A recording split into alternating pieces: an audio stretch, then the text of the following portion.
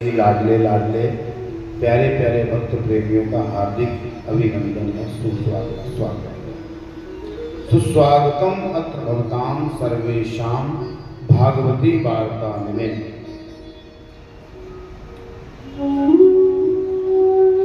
पिछले 6 दिवसों से हम लोग इस कथा का रसास्वादन कर रहे हैं। पितृपक्ष में अपने पितरों के मोक्ष के लिए, उद्धार के लिए, मोक्ष के लिए नहीं, पितरों के उद्धार के लिए, पितरों की तृप्ति के लिए आप सब होशियारपुर वासी इस कथा का आयोजन बड़े ही सुंदर ढंग से यहाँ करवा रहे हैं। 6 दिवस कथा के हो गए, आज 7वां दिवस है। और कई लोगों के मुख से तो मैंने ये सुना कि आज कथा विश्राम करेगी। नहीं, कथा विश्राम नहीं करेगी, कथा तो निरंतर चली रहती है, निरंतर। ऐसा नहीं कि ओम शिवाय मंदिर में आज कथा का विश्राम हो गया तो कथा विश्राम करेगी, नहीं। अब कल से कथा फिर होगी। कहाँ? आप सबके अपने अपने घर में। जो आपने 7 दिनों तक इस कथा में सुना ना, उस कथा का आप सब जब चिंतन करोगे, मनन करोगे, तो वो भी एक कथा ही कहलाएगी। किसी के ऊपर इस कथा का प्रभाव जो है वो 10 दिन तक रहता है, किसी का 1 महीने तक, किसी का 2 महीने तक, हो सके कोई ज्यादा तपस्वी हो उसका 3, 4, 5, 6 महीने तक। और जब हम लोग इस कथा को भूल जाए ना, तो फिर दोबारा फिर कथा करवाने के लिए आचार्य जी को बुला लिया जाए। ये कथा कभी भूलनी नहीं चाहिए, कभी भूलनी नहीं चाहिए। देखो, 6 दिवसों तक आपको कथा मैंने मेरे अंदर बैठ करके मेरे लाडो गोविंद भगवान ने, मेरे सदगुरु भगवान ने आपको सुनाई। अनेक नैतिक शिक्षाएं भी आपको बताई, और किसी को अच्छी लगी होंगी, किसी को बुरी लगी होंगी। जिसको भाई अच्छी लगी हो वो अपने अपने पास रख लें, और किसी को यदि मेरे द्वारा कही हुई बात बुरी लगी हो तो वो वापस मेरी झोली में आप डालना, क्योंकि बुरी बात कभी भी अपने पास नहीं रखनी। हमें तो केवल मात्र अच्छी बातों को संयोग करके रखना है। बुरी बात अंदर आनी भी नहीं चाहिए। मैंने पिछले 6 दिवसों में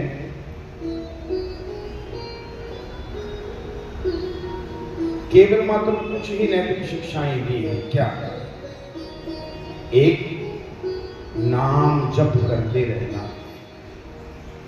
दूसरी, ब्राह्मणों की, संतों की सेवा करते रहना। तीसरी, गौ माता की सेवा करते रहना।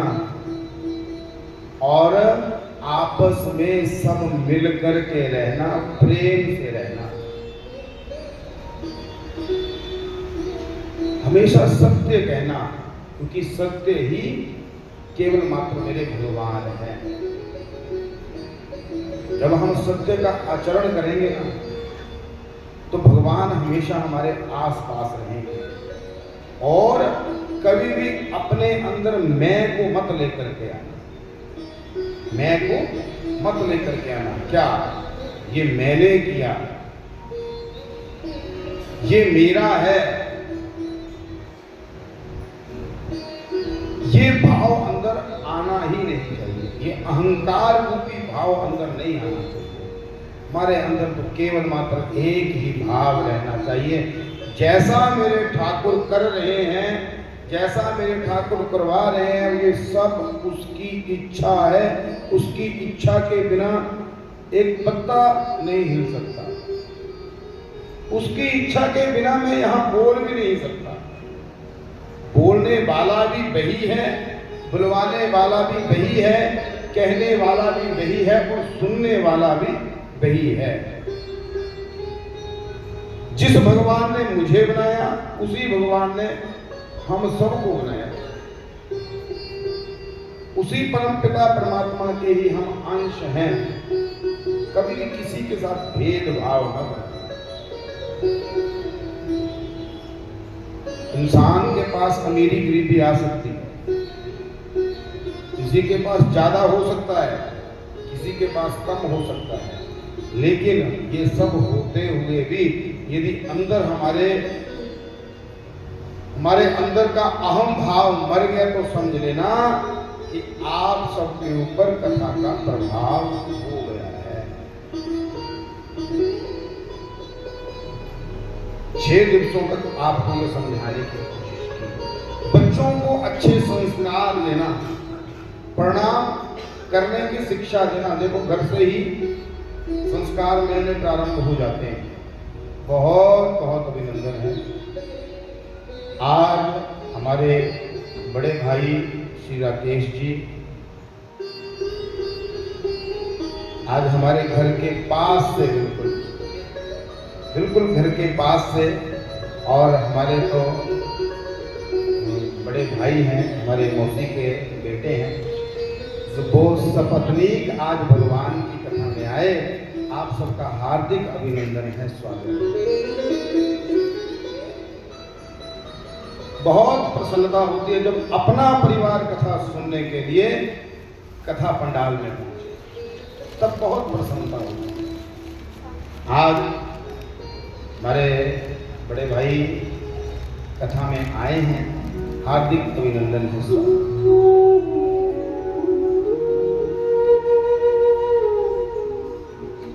पिछले कल आप कथा श्रवण कर रहे थे, भगवान का विवाह माता रुक्मिणी के साथ हुआ। आप सबने बड़े धूमधाम से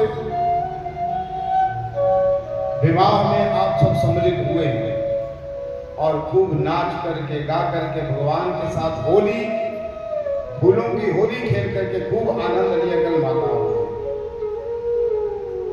और फिर उसके बाद कुछ वर पक्ष के थे और कुछ कन्या पक्ष के थे।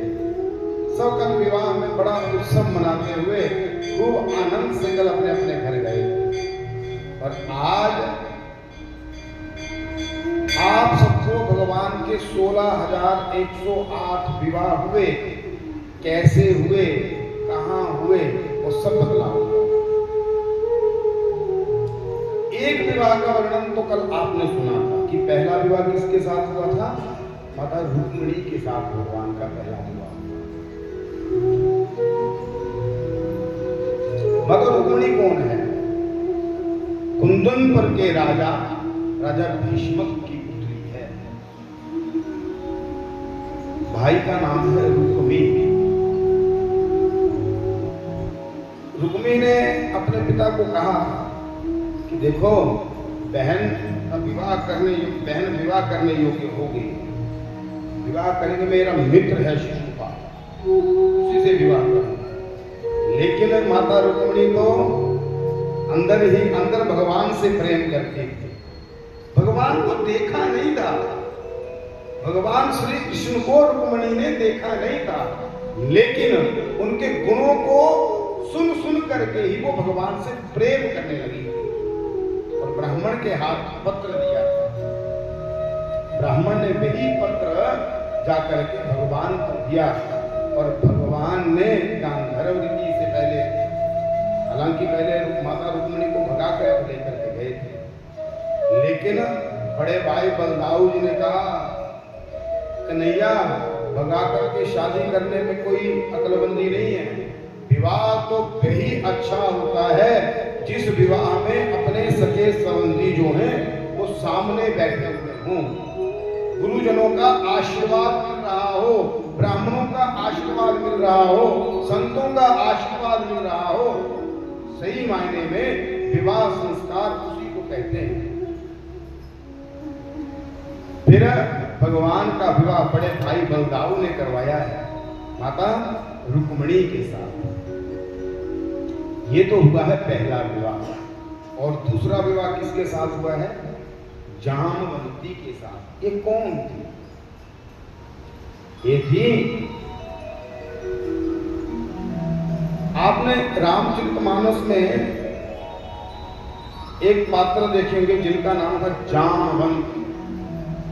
जामवंत की पुत्री थी। जामवंत की पुत्री, हाँ, वो तो त्रेता में हुए। ये द्वापर में कैसे? कहा कि जब भगवान श्री राम जी ने ना लंका पर विजय प्राप्त कर ली और भगवान जब अयोध्या के राजा बन गए और अयोध्या के राजा बने, सबको बुलाया तो युद्ध में जिन्होंने साथ दिया था, कहा कि सभी मेरे पास आओ और आप आकर के कुछ ना कुछ मांग सकते हो। सबने मांगा। जब जामवंत की बारी आई तो जामवंत ने कहा कि प्रभु देखो, रावण के साथ आपका युद्ध, बहुत सेना आई, लेकिन मुझे युद्ध करने में आनंद नहीं आया। मुझे युद्ध करने में आनंद नहीं आया। कहा क्यों? कहा कि जैसे ही मेरे ऊपर 15-20 सिपाही झपटते थे ना, तो मैं एक दहाड़ लगाता था, जितने भी सिपाही होते थे वो सारे के सारे ही मर जाते थे। उनके, मेरी दहाड़ इतनी जबरदस्त होती थी, उन सबके हृदय की गति रुक जाती थी और वही मर जाते थे। मेरे मन में विचार था कि मैं रावण को मारूंगा, लेकिन रावण को आपने मार दिया। रावण दशानन था, अत्यंत बलशाली था। यदि आपने उस रावण को मारा है तो इसका मतलब यह है आपके अंदर रावण से भी ज्यादा बल है। तो मैं आपसे ही युद्ध करना चाहता हूं, आपसे ही दोनों हाथ करना चाहता हूं। भगवान श्री राम जी मर्यादा पुरुषोत्तम हैं। भगवान ने कहा आपने मेरी युद्ध में सहायता की है, आपने मेरा बुरे समय में मेरा साथ दिया है। अब यदि मेरा अच्छा समय आ गया ना, यदि आज मेरा अच्छा समय आ गया तो मैं आपसे युद्ध नहीं करूंगा। इंसान के लिए भी ये एक शिक्षा है। जब हमारा बुरा, जिस व्यक्ति ने बुरे समय में हमारा साथ दिया हो ना, उस व्यक्ति का कभी अच्छा समय आने पर साथ छोड़ना नहीं है। भले कितनी भी गलतियां करते सामने वाले, कितनी भी गलतियां करते, कितना बुरा भला कह दे, यहां तक कह दे कि तू यहां तक पहुंचा तो मेरे सहयोग से पहुंचा, विनम्र हो जाओ। हाँ भाई, तूने मेरा साथ नहीं दिया होता तो मैं यहां तक नहीं पहुंचता। भगवान ने कहा मैं आपसे युद्ध नहीं करूंगा। कहा आपने कहा कि हर व्यक्ति की इच्छा पूरी कर रहे हो और मेरी भी इच्छा पूरी करो। भगवान ने कहा अभी मैं आपकी इच्छा पूरी नहीं कर पाऊंगा, लेकिन द्वापर में मैं भगवान श्री कृष्ण बन करके आऊंगा, उस समय आपकी इस इच्छा को पूरी करूंगा। भगवान के ऊपर कलंक लगा था और उसी कलंक का निवारण करने के लिए सत्राजित नामक राजा के भाई को शेर ने मार दिया था, वो मणि के कारण। सिमंतक मणि जो थी वो सत्राजित का भाई गले में डाल करके घूम रहा था। उस मणि की क्या खासियत थी? वो एक दिन में 8 भार सोना देती थी। कब देती थी? जब उसके सामने 8 घंटे बैठ करके जब तक किया जाए तब देती थी। उसको चुरा लिया गया। कैसे चुराया गया वो कथा आप सब जानते हैं। शेर ने सत्राजित के भाई को मार दिया और शेर ने उसके भाई के ऊपर हमला किया ना, तो वो जो मणि थी, जो चैन में डाली हुई मणि थी, वो शेर के दांत में फंस गई और जामवंत ने उस शेर को देखा, शेर को मारा और वो मणि उनसे ले ली। वही मणि जा करके अपनी पुत्री को दे दी और वही मणि जो है वो जामवंती जो है वो अपने गले में धारण करके बैठी। भगवान के ऊपर कलंक लग गया। क्या कहा? हो ना हो ये मणि जो है वो श्री कृष्ण ने ही चुराई है, क्योंकि भगवान श्री कृष्ण ने एक बार वो मणि मुझसे मांगी थी और मांगने पर भी मैंने नहीं दी। तो हो सकता है कि वो मणि मेरे भाई के गले में देखी हो, मेरे भाई को मार दिया और मणि लेकर के वो चले गई। ये बात भगवान को पता लगी, ये बात भगवान को पता लगी और भगवान कलंक को धोने के लिए निकल गए। कहा कि जहां सत्राजित का भाई प्रसेन मरा पड़ा है, वहां जाकर के देखा तो शेर के पंजे के निशान थे। पंजे के निशान के पीछे पीछे आगे जाकर के देखा तो शेर मरा पड़ा हुआ था और जहां शेर मरा पड़ा था वहां पर ही भालू के पंजे के निशान थे और भालू के पंजों के निशान के पीछे पीछे भगवान उस गुफा में पहुंच गए जहां जामवंत और उसकी पुत्री रही। भगवान ने जाकर के जब उस कन्या के गले में मणि को देखा ना, भगवान ने कहा कि ये मणि मुझे दे दो। कौन हुआ? इतने में जामवंत जी बाहर आ गए। कहा कि पुत्री कौन है? कहा पता नहीं, कोई इस मणि के बारे में कह रहा है कि मुझे दे दो। भालू जैसे ही जामवंत जी महाराज जैसे ही बाहर निकले ना, कहा कौन हो तुम? भगवान ने बड़ी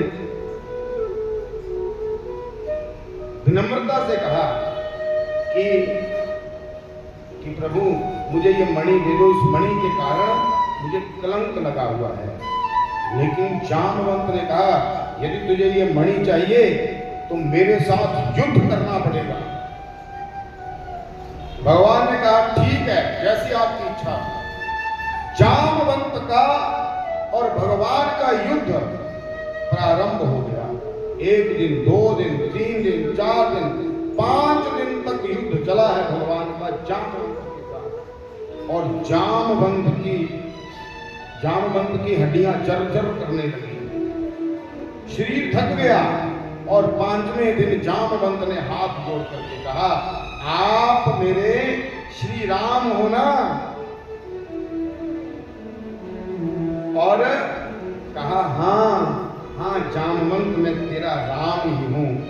जामवंत ने कहा प्रभु एक बार मुझे वही राम रूप के दर्शन करवा दें। भगवान ने जामवंत को राम रूप में दर्शन दिए हैं। प्रेम से बोलो राधे राधे।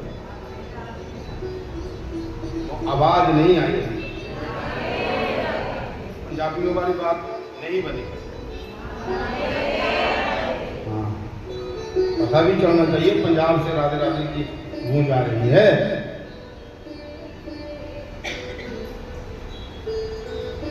राम रूप में भगवान ने दर्शन दिए जामवंत ने।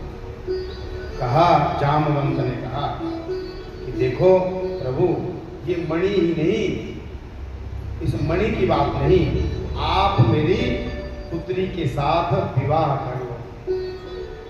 भगवान ने फिर जामवंती के साथ गांधर्व से विवाह किया। दूसरा विवाह हुआ है जामवंती।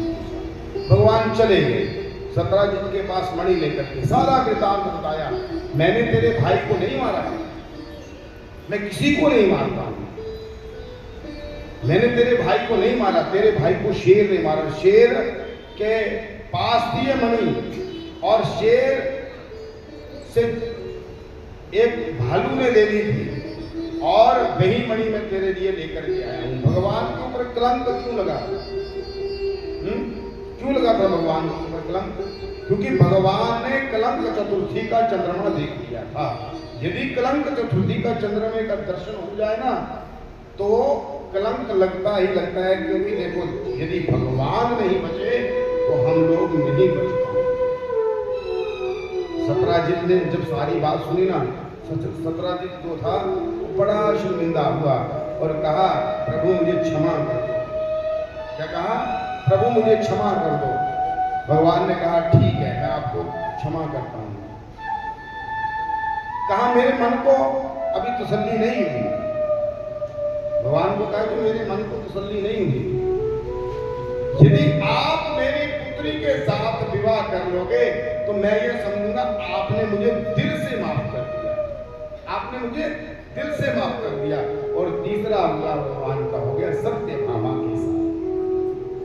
पहला विवाह बोलो किसके साथ हुआ? पहला विवाह माता रुक्मिणी के साथ। दूसरा विवाह जामवंती के साथ। तीसरा विवाह सत्यभामा के साथ।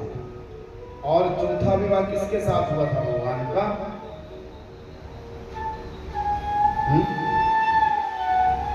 अभी कोई बतला देना कि चौथा विवाह भगवान का किसके साथ हुआ? सबसे ताली बजाऊंगा उसके लिए।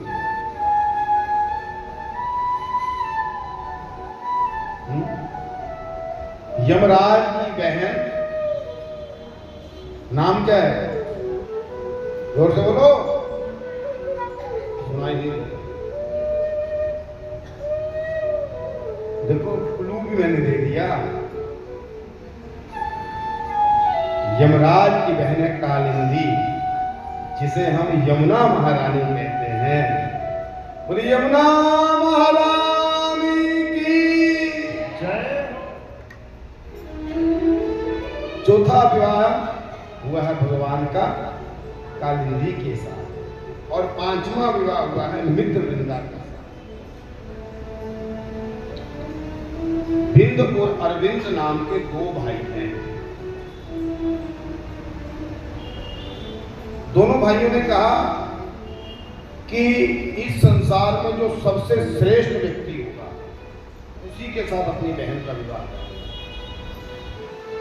और कोई नहीं दिखाई दिया। भगवान के अलावा कोई श्रेष्ठ है? है कोई लगता है, कोई मानता है अपने आप को मैं श्रेष्ठ हूं? उनकी इकलौती बहन है, उसका विवाह जो है वो भगवान के साथ हुआ है, जिसका नाम था मित्रवृंदा। छठा विवाह भगवान का हुआ है नगरजिति के साथ। नगरजित नाम का एक राजा है, उसके पास 7 बैल हैं। कितने बैल? उसने ये शर्त रखी थी कि 7 बैलों की नाक में जो एक साथ नकेल डाल दे उसी के साथ मैं अपनी पुत्री का विवाह करूंगा। कई राजा आए, कई राजा, किसी से ये काम नहीं हुआ और इसी काम को मेरे भगवान ने किया है। और नग्नजित राजा की पुत्री नग्नजिति के साथ भगवान का छठा विवाह हुआ है। और 7वां विवाह हुआ है भद्रा। राजादी देवी है, आधे भारत के ऊपर जिसने राज्य किया है, आधे राज्य के ऊपर, उसी की एक पुत्री है जिसका नाम है भद्रा। और उस भद्रा के साथ भगवान का 7वां विवाह हुआ है। और 8वां विवाह हुआ है लक्ष्मण के साथ। माता रुक्मिणी के गर्भ से एक पुत्र ने जन्म लिया। पुत्र को समरस को उठाकर के ले गए और जाते जाते उसने फेंक दिया था पानी में। और जो भगवान के पुत्र है वो साक्षात कामदेव का ही अवतार है। रति बनी हुई है, भौमासुर राजा के महल में काम करने वाली उसकी दासी, उसने पालन पोषण किया है। और भगवान के पुत्र ने भौमासुर सहित भौमासुर की सारी सेना का वध किया। और जब द्वारिका में पहुंचे तो आकर के क्या देखा? भगवान के पिताजी के 16,108 विवाह हो चुके हैं। 8 विवाहों का वर्णन मैंने आपको सुनाया। कितने विवाहों का? 8 विवाह। 16,100 विवाह कब हुए, किसके साथ हुए? अच्छा एक बात बताओ, आप सबने 8 विवाह सुनते सुनते आपको 1 घंटा लग गया। अभी ये आप सबने तय करना है 16,108 विवाहों का वर्णन, 16,100 विवाह का वर्णन एक एक पत्नी के नाम से करूं या कैसे करूं या इकट्ठा करूं? हाँ, एक एक का करूं। जो एक एक का चाहते हैं वो हाथ खड़ा करेंगे। अच्छा, जो ये चाहते हैं कि सारे विवाह पंडित जी 1 मिनट में सुना दो, वो हाथ खड़ा करें। कई दिन मार देना पार दे नहीं, मैं तुम फसाण वाली गल थोड़ी ना करता, तुम नहीं फसांदा। प्रेम से बोल दो राधे राधे। देखो, हमारे पास जो धन है ना, यदि वो बटुए में रहे तो अच्छा है, तिजोरी में रहे अच्छा है, बैंक में रहे तब भी अच्छा है, लेकिन वो धन जो है वो दिमाग में नहीं होना चाहिए। कहां नहीं होना चाहिए? दिमाग में नहीं होना चाहिए। एक राक्षस था, इसका नाम था भौमासुर। भौमासुर जो राक्षस था, उसने ये प्रण लेकर के रखा हुआ था, जब मेरे बंदी गृह में 20,000 कन्याएं हो जाएंगी और उन 20,000 कन्याओं के साथ में इकट्ठे ही विवाह करूंगा, एक साथ एक मंडप में विवाह करूंगा। अभी उसके जेल में 16,100 कन्या हुई। जिन राजाओं की कन्याओं को वो वहां से उठा करके लेके आया था, वो सारे के सारे राजा पहुंचे जाकर के भगवान के पास, कहा कि भौमासुर हमारी बच्चियों को उठा करके ले गया है और ना जाने उनके साथ वो क्या करता होगा, उनको खाने के लिए कुछ देता भी होगा या नहीं देता होगा। प्रभु, हमारी बच्चियों को भौमासुर से छुड़वा दो तो हम आपका बड़ा आभार व्यक्त करेंगे। भगवान ने भौमासुर को पहले शांति प्रस्ताव भेजा। भगवान करते हैं, जब हम लोग कोई गलती करें ना, एक बार गलती करने से भगवान कहते हैं एक बार क्षमा कर देते हैं, दूसरी बार क्षमा कर देते हैं, तीसरी बार क्षमा कर देते हैं, फिर उसके बाद भगवान क्षमा नहीं करते, क्योंकि फिर वो गलती नहीं है। एक बार हो जाए ना वो है गलती, 2 बार हो जाए वो है गलती, 3 बार हो जाए वो गलती, फिर उसके बाद गलती नहीं होती, उसके बाद तो अपराध होता है। और भैया, अपराध का दंड को मिलता ही है। गलती हो जाए तो उसका दंड नहीं मिलता है, क्षमा मिल जाता है, लेकिन बार बार करने पर वो अपराध बन जाता है और फिर अपराध का दंड देने के लिए भगवान आते हैं। भौमासुर के पास फिर भगवान स्वयं गए और भगवान ने सुदर्शन चक्र से भौमासुर का सर जो है वो धड़ से अलग कर दिया, भौमासुर को मार दिया। और जब भौमासुर को मार दिया, सब कन्याओं को जेल से बाहर निकाला और कहा, जाओ आप अपने अपने घर चली जाओ। सब कन्याओं ने हाथ जोड़ करके कहा, प्रभु, यदि किसी की कन्या 1 दिन 2 दिन घर में बिना बताए ही कहीं और रहे ना, तो घर वाले उसे अपनाते नहीं हैं। हम कहां जाएंगे, हमें हमारे घर वाले अपनाएंगे नहीं।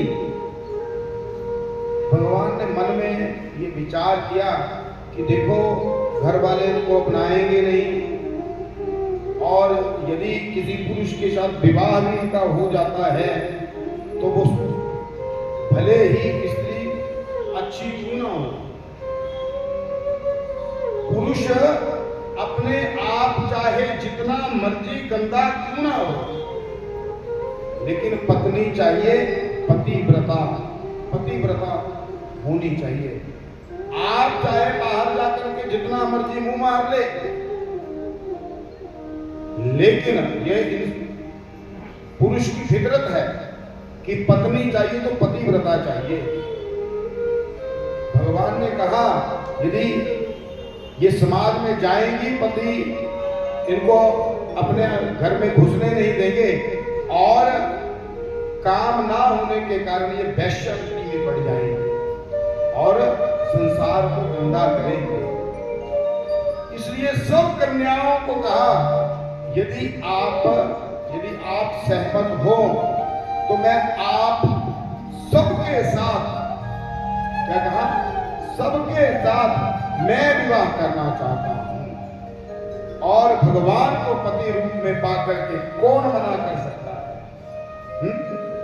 सबने कहा कि हम आपसे विवाह करने के लिए तैयार हैं। 16,100 कन्याओं ने भगवान के साथ विवाह किया है और फिर भगवान के साथ ही गई है।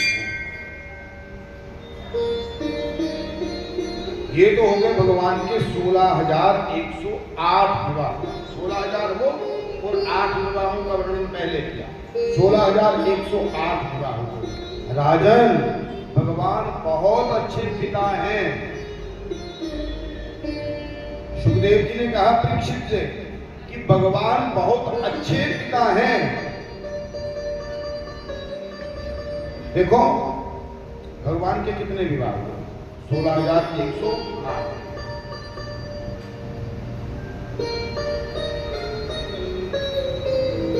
भगवान के यहाँ 11 संतानें हुई एक पत्नी के गर्भ से।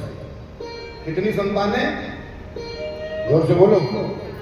11 संतानें हुई हैं। और भगवान के विवाह कितने हुए हैं? 16,108। और प्रत्येक पत्नी के यहाँ यदि 11 संतानें हुई ना, तो भगवान की कुल संतानें देखो 10 पुत्र और 1 पुत्री, टोटल कितने हुए? 1,70,188 बच्चे हैं भगवान के। कितने? 1,70,188। और सुनो, हमारे 2 होते हैं और हम लोग दोनों से ही परेशान हो जाते हैं जब वो आपस में लड़ाई करते हैं। भगवान कैसे रहते होंगे इतने बच्चों के साथ? कहा भगवान बहुत अच्छे पिता हैं। किसी भी पुत्र को कभी ये नहीं होता था कि पिताजी मेरे लिए कुछ लेकर के नहीं आए, मेरे लिए कुछ लेकर के नहीं आए। सब अपने पिताजी से संतुष्ट थे। आज कहीं एक भाई को 2 कमरे और एक भाई को 1 कमरा दे करके देखना, माता पिता की भी खैर नहीं। लेकिन भगवान के समय में ऐसा नहीं। कहा ऐसे थे भगवान अच्छे पिता। भगवान बहुत अच्छे पति भी हैं।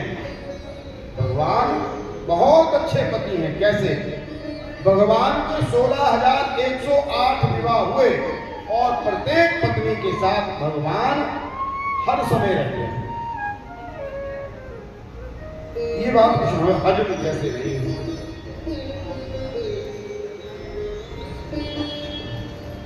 एक समय नारद जी के मन में भी ये संशय हो गया। कहा देखो पार्वती और भगवान शंकर में मैंने युद्ध करवाया, माता सरस्वती और ब्रह्मा जी में भी मैंने युद्ध करवा दिया, रिद्धि सिद्धि के साथ गणेश भगवान का ही मैंने युद्ध करवाया, मतलब खटपट करवाई। लेकिन भगवान श्री कृष्ण के इतने विवाह हुए और मैंने कभी अपने कानों से ये नहीं सुना कि उनकी पत्नी ने ऐसे किया या वैसा किया। उनके बीच में कभी खटपट ना मैंने करवाई और ना मैं उनका हाल चाल जानने के लिए गया। अब देखो नारद जी पहुंच गए द्वारिका में। द्वारिका में जैसे ही पहुंचे और सीधे पहुंच के जाकर के रुक्मिणी के कक्ष में। रुक्मिणी के कक्ष में जैसे ही नारद जी पहुंचे, भगवान वहां बैठे हुए थे। भगवान ने बड़ा स्वागत किया। आओ नारद जी आए, आज धन्य भाग हमारे संत घर पधारे। खूब स्वागत किया और कहा, नारद जी को आसन दिया, नारद जी यहाँ बैठो। नारद जी के चरण प्रक्षालन करवाए और कहा कि रुक्मणी, नारद जी के लिए कुछ जलपान की व्यवस्था की जाए। और नारद जी ने कहा, नहीं, मैं कुछ जलपान करने के लिए आज नहीं आया हूँ, आज जलपान करने के लिए नहीं आया हूँ, केवल मात्र आपके दर्शनों की अभिलाषा थी और आपके दर्शन हो गए, ठीक है। तो ऐसे कैसे जाओगे, कुछ ना कुछ तो पाना पड़ेगा। जा, अंदर मोतीचूर के लड्डू पड़े हुए हैं और 2 लड्डू भगवान ने नारद जी को दे दिए और नारद जी ने वो 2 लड्डू पा लिए। कहा, अच्छा ठीक है, भगवान यहाँ बैठे हुए हैं। और नारद जी तुरंत चले गए किसके कमरे में? जामवंती के कमरे में। जामवंती के कमरे में गए, जैसे ही द्वार खुला तो अंदर जामवंती के कक्ष में भी भगवान विराजमान। नारद जी ने देखा भगवान यहाँ भी है, मन में संशय नहीं हुआ। उन्होंने सोचा कि देखो, एक कमरा माता रुक्मिणी का है, साथ में कमरा जामवंती का, तो हो सकता है कोई बीच में से कोई द्वार हो, मुझे पता ना चला हुआ हो। तो चलो यहां पर पहुंच सकते हैं 1 मिनट में। वहां पर जैसे ही अंदर प्रवेश पाया ना नारद जी ने, भगवान ने फिर वैसे सो बाजीवा, आज हमारे घर संत पधारे। खूब स्वागत किया नारद जी का। कहा, नारद जी बैठो। कहा, जामवंती कुछ लेकर गया, संत हमारे घर में जलपान का की व्यवस्था करो। नारद जी भगवान के मुख की ओर देख रहे हैं और एक बार जामवंती के मुख की ओर देख रहे हैं।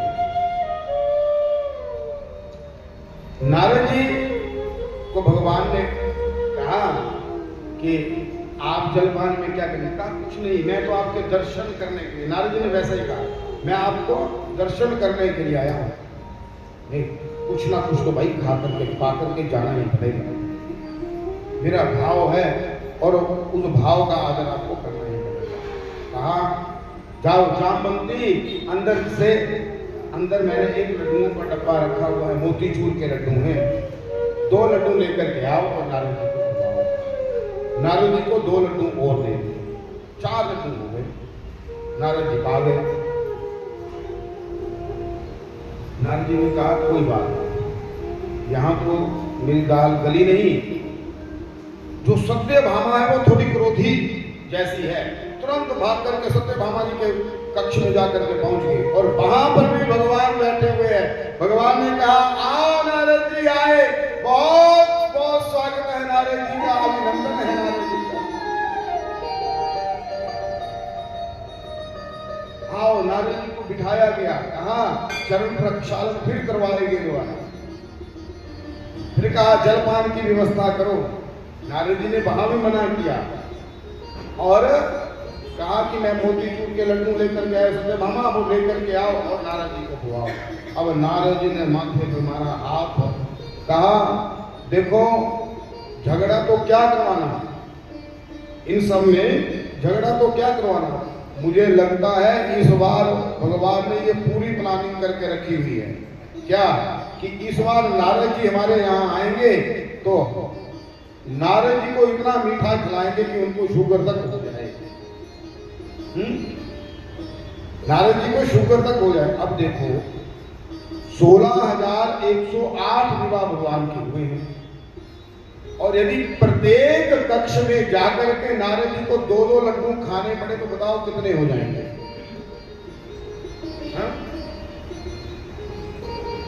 32,216 लड्डू हो जाएंगे।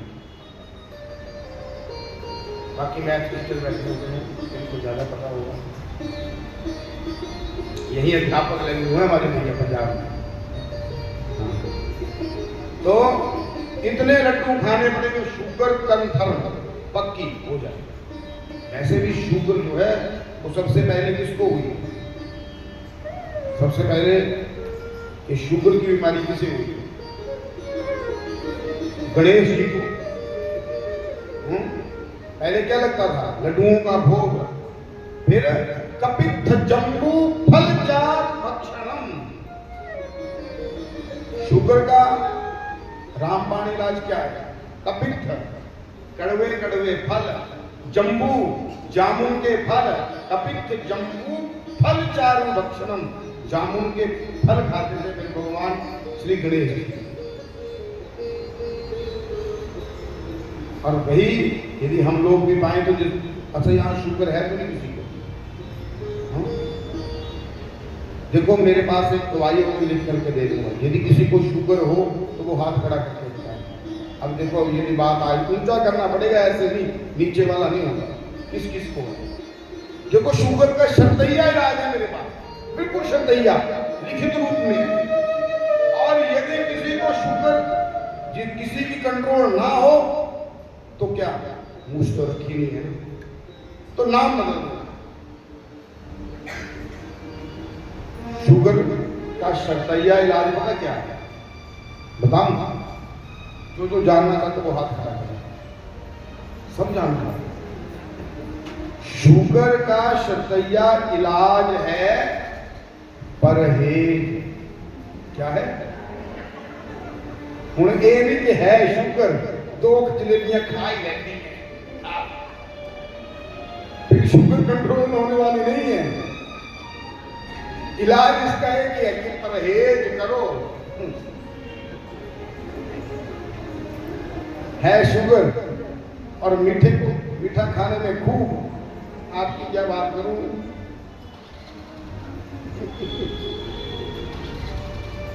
मैं भी खूब खा लेता हूं। और क्या?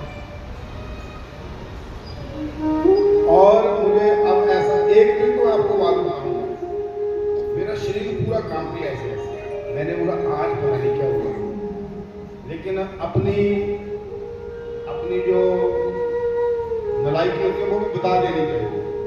खीर को खूब गेड़ा दिया। एक बात और बताऊं, श्राद्ध तो हम हिमाचल में भी खाते हैं, श्राद्ध खाने के लिए वहां भी कभी कभार हम चले जाते हैं, लेकिन जो होशियारपुर में आकर के जो यहाँ की खीर खाई ना, एक ही बात नहीं कर रहा हूँ, प्रत्येक घर की, हमारे आचार्य जी कह रहे हैं, बोले यहाँ की खीर, मतलब यहाँ के जो लोग हैं वो खीर बनाने में एक्सपर्ट है।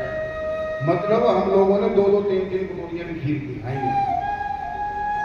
अब बाकी ये समझ रहे हुए कि 2 पूड़ियां खाई तो हो गया गुजारा, ना ना।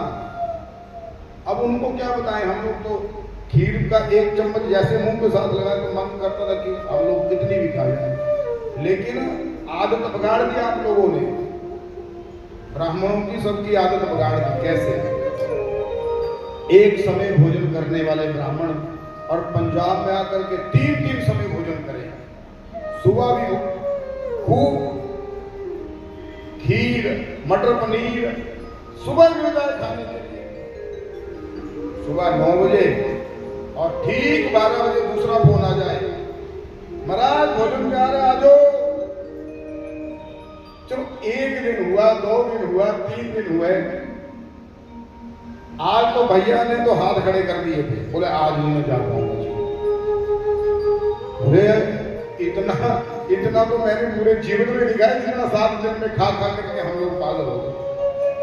आप सब बहुत अच्छे, बहुत अच्छे, सेवा भाव जितना आप सबके अंदर मैंने देखा वो अन्यत्र हम लोगों को इतना नहीं होता। सेवा भाव हर जगह है, लेकिन होशियारपुर वासी पंजाब है ना, दिल भी बड़े और खिलाने में भी बड़े। खूब बड़ी बड़ी कटोरियां खीर की खिलाई हमें। अब जाते जाते हमें अपना भार थोड़ा देखना पड़ेगा, कितना आगे नवरात्र आगे हमें व्रत रखने पड़ेंगे 9 के 9, तब जाकर के कहीं सेटिंग होगी शुरू।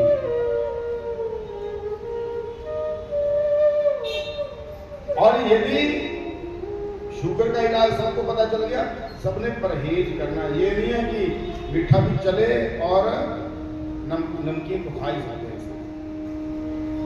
कपित्थ कड़वे कड़वे करेले का जूस बना करके उसका पान करना चाहिए। और जम्बू फल माने जामुन के फल,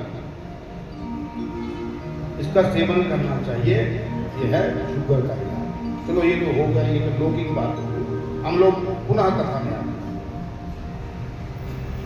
सुखदेव जी ने कहा, देख राजन, भगवान अच्छे पिता हैं, भगवान अच्छे पति हैं, भगवान एक अच्छे राजा हैं, क्योंकि भगवान के राज्य काल में भगवान की प्रजा बहुत सुखी थी, बहुत सुखी थी। और सुन राजन, भगवान ही सबसे अच्छे मित्र हैं। क्या कहा? भगवान ही सबसे अच्छे मित्र हैं।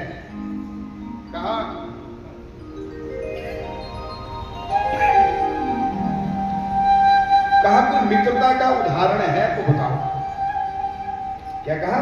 कोई मित्रता का कोई उदाहरण है तो बतलाओ। तो सुखदेव जी राजा परीक्षित को कथा सुना रहे हैं और कह रहे हैं, राजन, भगवान श्री कृष्ण का एक मित्र था, नाम था, बोलो जोर से बोलो, हाँ, श्री सुदामा जी। वेद विद्या को जानने वाले, ज्योतिष विद्या को जानने वाले, ब्राह्मणों में अग्रज, ऐसे ब्राह्मण जो कभी किसी से कुछ नहीं मांगते, कभी नहीं मांगते। 5 घरों में शिक्षा देने के लिए जाते थे और यदि शिक्षा के बदले कुछ मिल जाता था तो उसी से अपना गुजारा करते थे, उसी से अपना गुजारा करते थे। ब्राह्मण कैसा होना चाहिए? ब्राह्मण होना चाहिए सुदामा की तरह।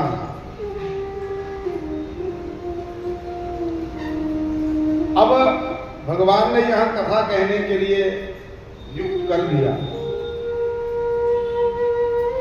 यहां की जगह कहीं की बात नहीं चाहे, मैं किसी को लक्ष्य करके नहीं बोल रहा, मैं एक उदाहरण दे रहा हूं।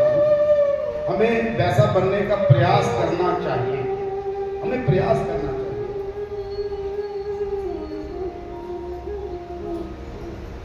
कथा कहने वाले कभी भी कथा का मोल ना लगाए। हो सकता है किसी को बुरा लगे तो लगे, कोई कथा कहने वाले कथा का मोल ना लगाए। देखो, कथा कोई व्यापार का विषय नहीं, कथा व्यापार का विषय नहीं है। यहां जब कथा की बात चली ना, यहां जब कथा की बात चली तो मुझे एक बार नहीं, हमारे भैया ने कम से कम भी को 10 बार फोन करके कहा कि आप कितने पैसे लेते हैं। क्या कहा? आप कितने पैसे लेते हैं? मैंने कहा जी, मेरे साथ कम से कम 3 म्यूजिशियन और 2 ब्राह्मण साथ में रहते हैं, तो उनको हम लोग देते हैं 8,000। एक म्यूजिशियन को देते हैं 8,000 रुपया और प्लस किराया दिलवा देते हैं। यही दूर होती है। आपको निदान सत्य बात कहा, कहा कि हम लोग सभी माताएं जो है, हम लोग सभी इकट्ठे होकर के यहाँ कथा करवाते हैं। मैंने कहा कोई बात नहीं, तो आपके लिए इतना किया जा सकता है। मैंने बोला वैसे कॉम्प्रोमाइज मैं करता नहीं हूँ, लेकिन आपके लिए इतना किया जा सकता है। हमारे भैया जो यहाँ कैसियो पर हमारा साथ दे रहे हैं, वो भी स्वयं एक कथा व्यास हैं, वो भी कथा कहते हैं। ये तो हमारा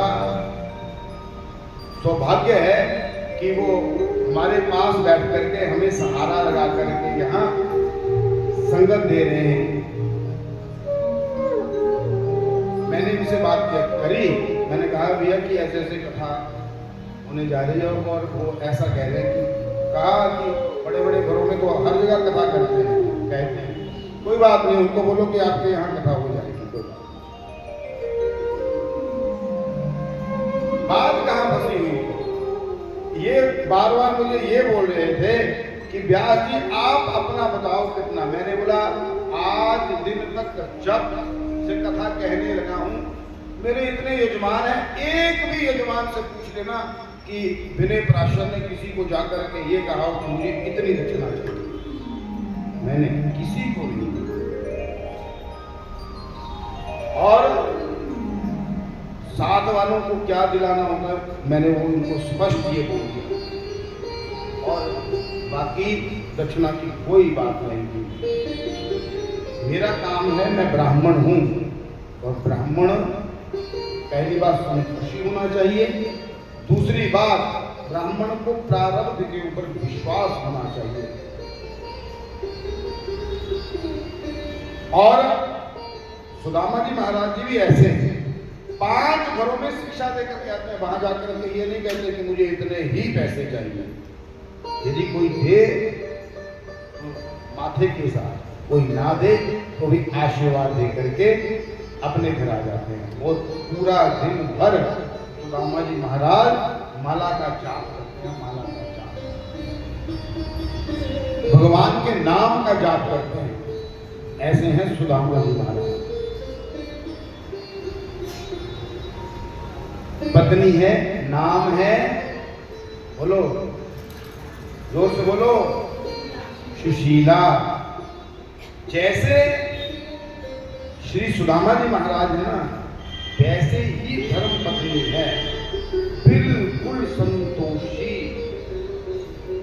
केवल मात्र एक जोड़ा साड़ी है, एक जोड़ा साड़ी। कभी अपने पति से ये शिकायत नहीं की कि कोई नई साड़ी लेकर के आ गया करो, ना ही कभी करवा चौथ के ऊपर कहा कि मुझे इस बार 5,000 रुपए का सूट चाहिए। ऐसी है सुशीला। कभी भी अपने पति से यह शिकायत नहीं की कि मुझे इस वस्तु की आवश्यकता है या मुझे ये वस्तु चाहिए। 5 बेटे हैं श्री सुदामा जी महाराज। कितने? 5। और जैसे माता पिता वैसे ही बच्चे। देखो सुदामा जी महाराज जी का महल पता कितना बड़ा था? पता कितना बड़ा था? बारिश का पानी तो अंदर टपकता था, लेकिन ओस का पानी भी अंदर जाता था, कुटिया के अंदर।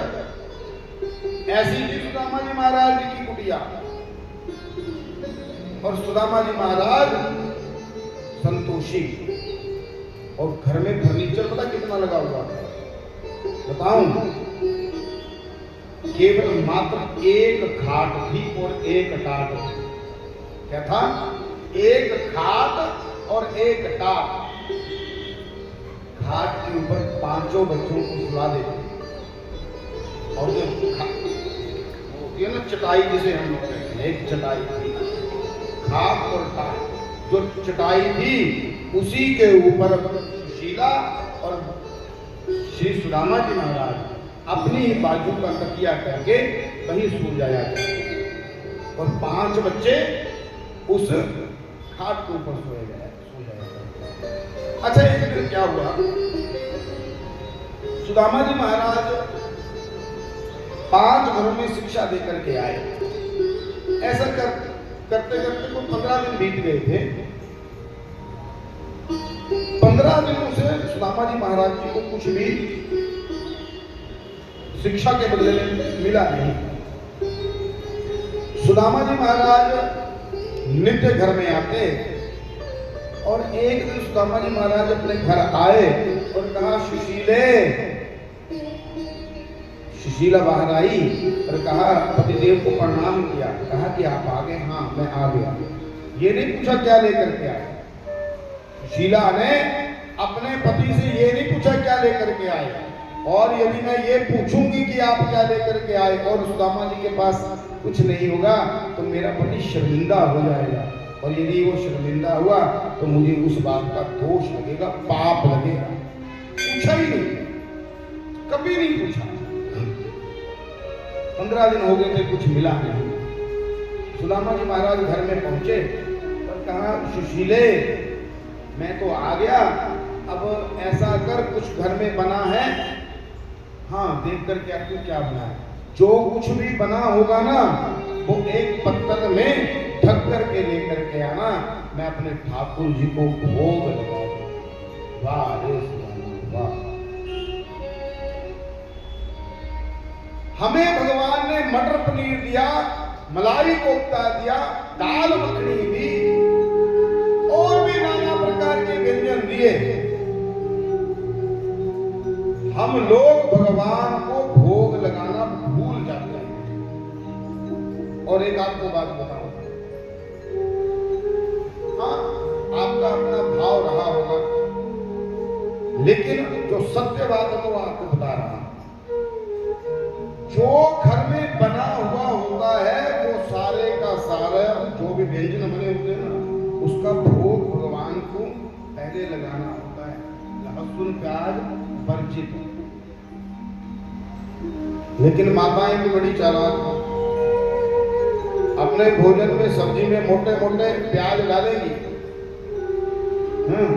और जब भगवान की बारी आएगी ना, एक चपाती उसके ऊपर थोड़ी सी शक्कर रख करके उसी का भगवान को भोग लगाएंगे, और नित्य ऐसे ही करेंगे। आप सबको ऐसा रोज खाने के लिए मिले तो आप पाओगे? विचार करो मुझे, आप सबको रोज ऐसा पाने के लिए मिले तो आप पाओगे? नहीं। ठीक है, एक सुविधा और दे देता हूं, चलो। यदि आप लहसुन प्याज के बिना नहीं रह सकते हो ना, तो पहले भगवान को जो सब्जी बनाते हो ना, वो थोड़ी निकाल करके पहले भगवान के लिए स्पेशल बनाओ। मैं अपने कन्हैया के लिए बना रही हूं, मैं अपने ठाकुर के लिए बना रही हूं, फिर उसी का भोग भगवान को बनाओ। पर ये नहीं कि अपने लिए मटर पनीर बनाए और भगवान के लिए भी भोग का रेड़ू चले, लस्सी का छोंक लगा नहीं। यदि अपने आप मटर पनीर खा रहे हो तो भगवान को भी मटर पनीर का ही भोग लगना चाहिए। सुशीला ने एक बात और आपको बताऊं, शिक्षाप्रद बात क्या है। जैसे सुदामा जी महाराज जी ने कहा कि कुछ बना है तो लेकर के आओ, सुशीला ने कहा मैं अंदर जाकर के देख करके आती हूं कि यदि कुछ बना होगा तो मैं लेकर के आती हूं। क्या एक गृहिणी को ये पता नहीं आज मैंने क्या बनाया है? आज मैंने क्या बनाया है? क्या किसी गृहिणी को पता नहीं होता है? पता होता है, लेकिन सुशीला ने कभी ये नहीं कहा कि हमारे घर में कुछ नहीं है या हमारे यहाँ कुछ नहीं बना है। ऐसी है सुशीला। सुशीला अंदर गई और अंदर जाकर के फूट फूट करके रोने लगी, मेरा पति चाहता है भगवान को भोग लगाना। 15 दिनों से हमारे घर में चूल्हा तक नहीं जला, चूल्हा तक नहीं जला, और मेरा पति भगवान को भोग लगाने की बात कर रहा है। देखो भगवान के बच्चे भी कितने संतोषी हैं, सुदामा जी के बच्चे भी देखो कितने संतोषी हैं। माता के पास आते सुबह माँ को कहते कि माँ, अरे ओ माँ, आज क्या बना है खाने में? तो माँ तो क्या कहती है? माँ कहती है कि आज एकादशी है। क्या कहती है? आज एकादशी है। आज एकादशी है, हाँ आज भी आप पानी पी करके रहो। दूसरे दिन बच्चे उठते, बच्चों को तो भूख लगती है ना, और जब बच्चे भूख में जाकर के अपनी माँ को पूछते कि माँ आज खाने में क्या बना है, तो माँ कह देती आज भी एकादशी है, आज भी एकादशी। बच्चे आगे से ये नहीं कहते कि माँ कल भी तूने कहा कि एकादशी है, आज भी कह रही है एकादशी।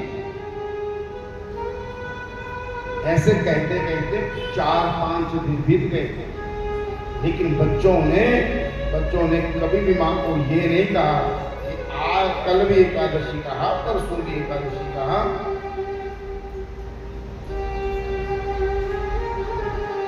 बच्चों ने कभी भी कोई प्रश्न नहीं उठाया उस बात के ऊपर।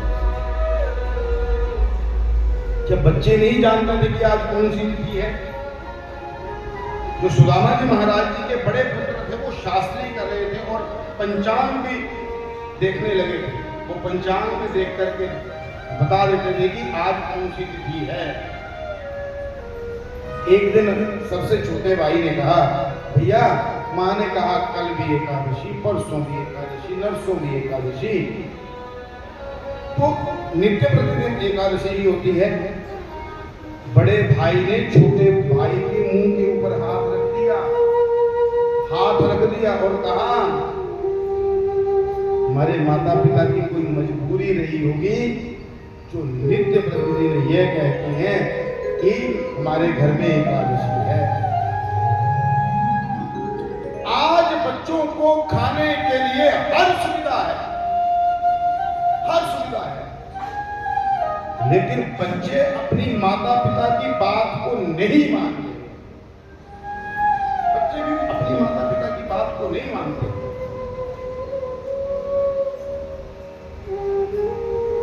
और सुदामा जी महाराज के जो बच्चे हैं, उन्होंने कभी अपनी माता पिता से कभी ऊंची आवाज में बात क्या ही कहनी, अब वो बोलते हुए भी सुनाई नहीं देते थे। इतने मर्यादित थे बच्चे सारे।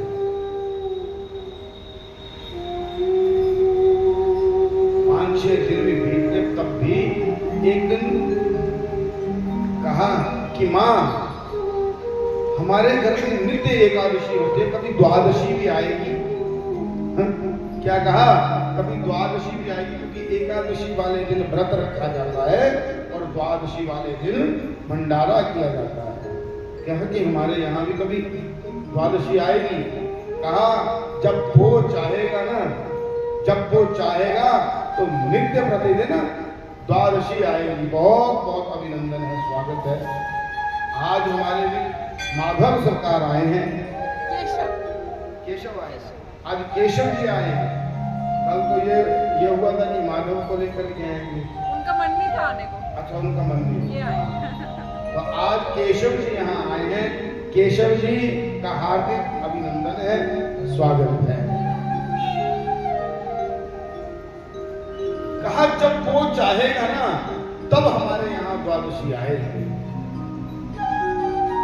अब मैं बात कर रहा था, सुशीला रसोई घर में गई और रसोई घर में जाकर के देखा तो पतीले के अंदर एक कोने में एक चावल का दाना था और उसी चावल के दाने को उठाया और पत्तल के ऊपर रखा और दूसरी पत्तल से वो चावल का दाना ढक करके लेकर के चली गई। कहा कि पतिदेव आज घर में ये बना है और इसका भोग भगवान को लगा दो। अब सुदामा जी महाराज ने क्या किया? कहा कि एक पत्तल और लेकर के आओ। उस एक चावल के दाने के 2 भाग किए और एक दाना दूसरी पत्तल के ऊपर रख दिया। कहा सुशीले ये स्वयं भी पाना और बच्चों को भी पवा दो, मैं इसका भोग ठाकुर जी को लगा करके, इसका भोग ठाकुर जी को लगा करके। सुदामा जी महाराज भोग लेकर के खड़े हैं ठाकुर जी के पास, ऐसे दोनों हाथों में भोग लेकर के खड़े हैं और जैसे आंखें बंद की और सुदामा जी महाराज जी ने मंत्र बोला, नाभ्यायासीदंतरिक्षगुं शीष्णो भवभव समवर्तित पदभ्यां भूमि दृशा श्रोत्रां दधा लोकान् अकल्पयन् प्राणाय स्वाहा अपानाय स्वाहा ध्यानाय स्वाहा उदानाय स्वाहा समानाय स्वाहा ग्रास मुद्रा प्रदर्शयेत। और जैसे आंखें खोली तो पीछे किसी के आने की आहट हुई, तो पीछे मुड़ करके देखा तो सुशीला भी पीछे वो चावल का दाना लेकर के आई।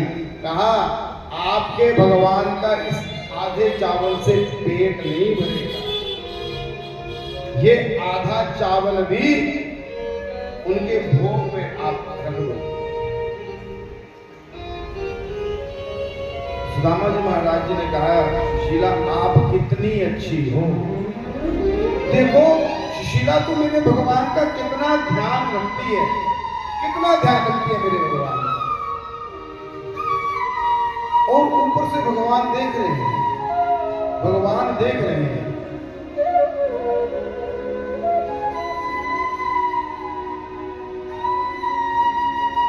सुदामा जी महाराज चावल जैसे ही आगे करने लगे ना, ऊपर से भगवान कहने लगे ना सुदामा ना, ये आधा चावल का दाना मेरी पत्र में मत रखना, नहीं तो मैं जन्म जन्मांतर तक तेरा कर्जदार हो जाऊंगा, जन्म जन्मांतर तक तेरा कर्जदार हो जाऊंगा। अगर मैं कुछ मांगू तुझसे कुछ ना देना मुझे, फिर मैं भक्त नहीं मजदूर हो जाऊंगा, फिर मैं भक्त नहीं मजदूर हो जाऊंगा।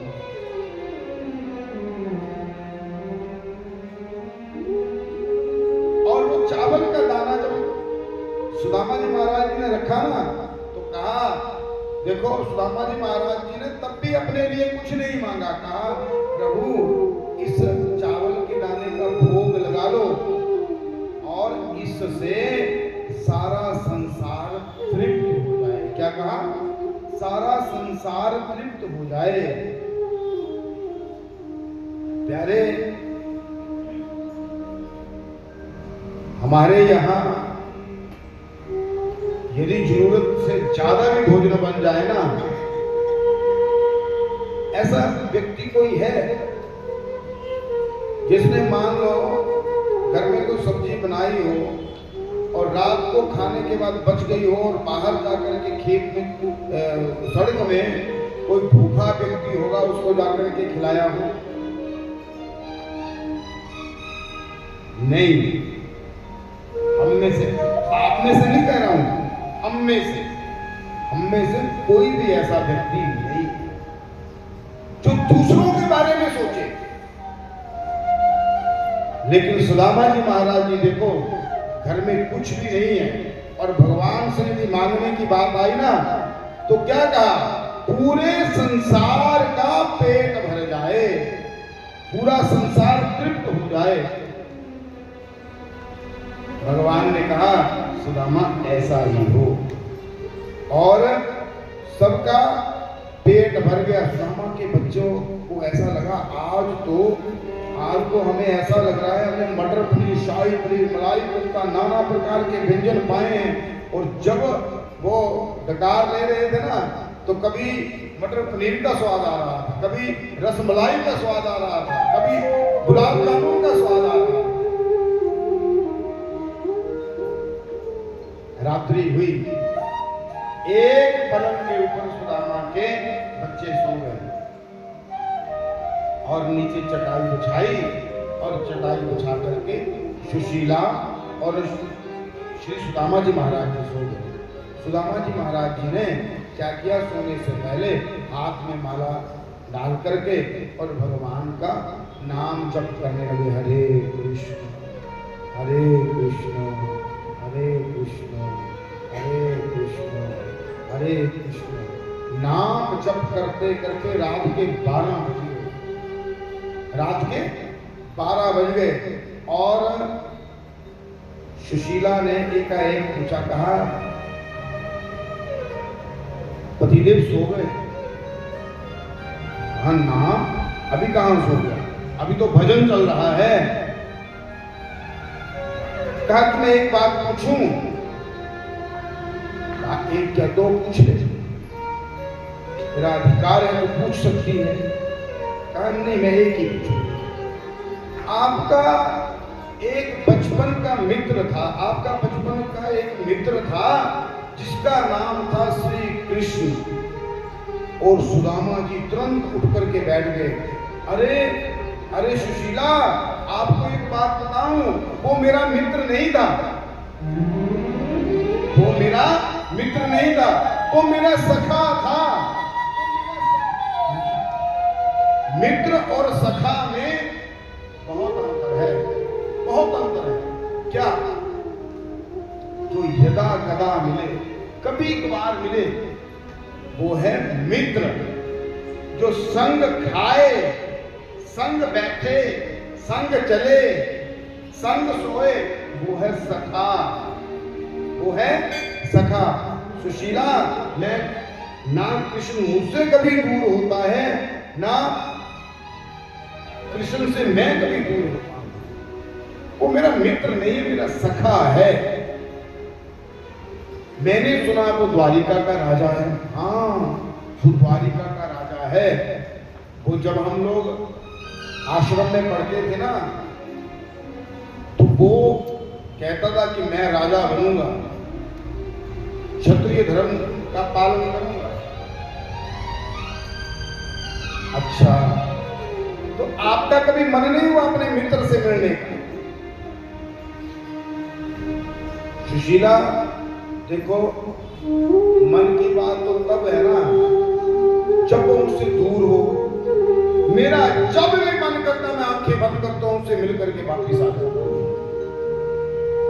जब मेरा मन करता है तब उनसे मिल करके आ जाता हूं। सुशीला ने कहा, आप मन से उनसे मिल करके आते हो ना, तो उसमें मेरा क्या फायदा है?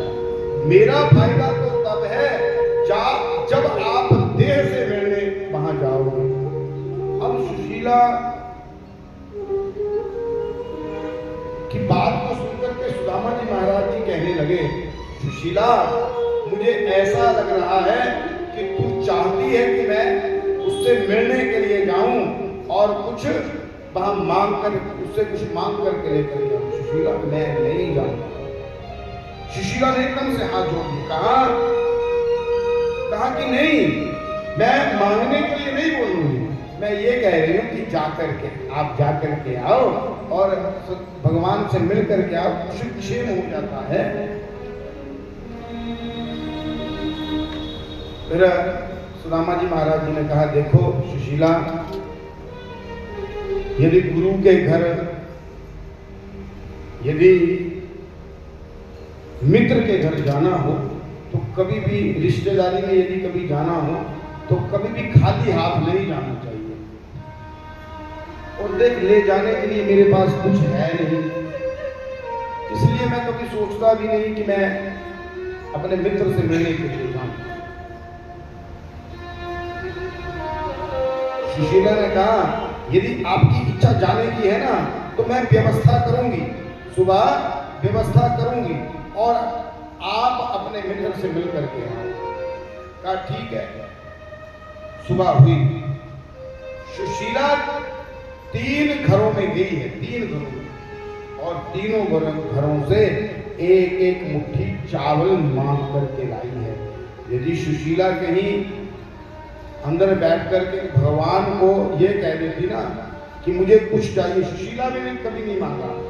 कहा कि कुछ मांगती ना तो वहां अन्न के भंडार भर जाते।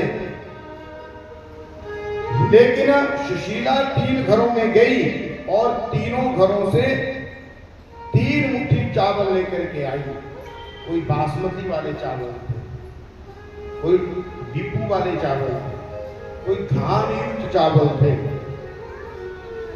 और आकर के अपने पति के पास दे दिए। कहा, सुशीला देख, मैं जा रहा हूं और मैं जा रहा हूं, तो यदि तूने कोई संदेश देना है तो तू मेरे साथ कह सकती है, तो तू कह दे तो मैं वो संदेश जाकर के कन्हैया को दे दूंगा। कहा, सुशीला ने कहा, एक माह द्विपाख में, दो एकादशी होए, पर मेरे घर है गोविंद नित्य एकादशी एकादशी होए, नित्य एकादशी होए। एक महीने में 2 पक्ष होते हैं और महीने में 2 बार एकादशी आती है, लेकिन हे गोविंद मेरे घर में तो नित्य एकादशी है, नित्य एकादशी। सुदामा जी महाराज जी ने कहा कि सुशीला देख, ऐसा वैसा मैं कुछ बोलने वाला नहीं हूं, वहां जाकर के ऐसा वैसा बोलने वाला कुछ नहीं है। देख, सतत भगवान का भजन करती रहना और बच्चों से भी संध्या वंदन करवाती रहना और बच्चों से भी भजन करवाती रहना। मैं भगवान से मिलने के लिए जा रहा हूं और मैं मिल करके जल्दी वापस आऊंगा। सुदामा जी महाराज ने द्वार खोला और द्वार खोलते ही सुदामा जी महाराज जी को बाहर एक संतों की टोली मिल गई और संतों की टोली मिली न जब संतों की टोली जब मिली तो सुदामा जी महाराज उन्हीं के साथ गुनगुनाते हुए चल पड़े हैं। और संतों महंतों ने तो ये कहा है, शास्त्रों ने तो ये कहा है, जब किसी को घर से निकलते समय कहीं ब्राह्मण का दर्शन हो जाए, संतों का दर्शन हो जाए, तो उसे भगवान की प्राप्ति हो जाती है। क्या कहा? यदि घर से निकलते समय बिल्ली रास्ता काट देना, ध्यान से, यदि कोई बिल्ली रास्ता काट दे तो कभी मन में ये वहम मत करना कि बिल्ली ने रास्ता काटता हूं ना सीधे जाना। उस समय मन में ये विचार करना, बिल्ली को आपसे ज्यादा जरूरी कोई काम होगा तो इसलिए वहां से गई, तो पहले चली गई। अपने अंदर से वहम को निकाल दो। अब संतों की टोली को देखा और कवियों ने क्या कहा है, जब संत मिलन हो जाए, तेरी पानी हरि गुण गाए,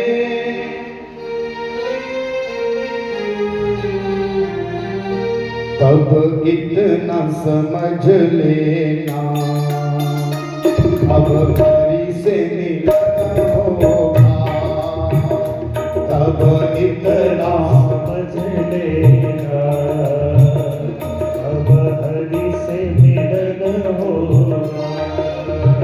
वो जब संत मिलन हो जाए, जब संत मिलन हो जाए, तेरी वाणी हरि गुण गाए, तेरी वाणी हरि गुण गाए, तब इतना समझ लेना, अब हरि से मिलन होगा, तब इतना समझ लेना, अब हरि से मिलन होगा। नहीं क्रोध किसी पे आए, नहीं क्रोध किसी पर आए, सब में तो नजर हरि आए, सब में तो नजर हरि आए, अब इतना समझ लेना, अब हरि से मिलन होगा,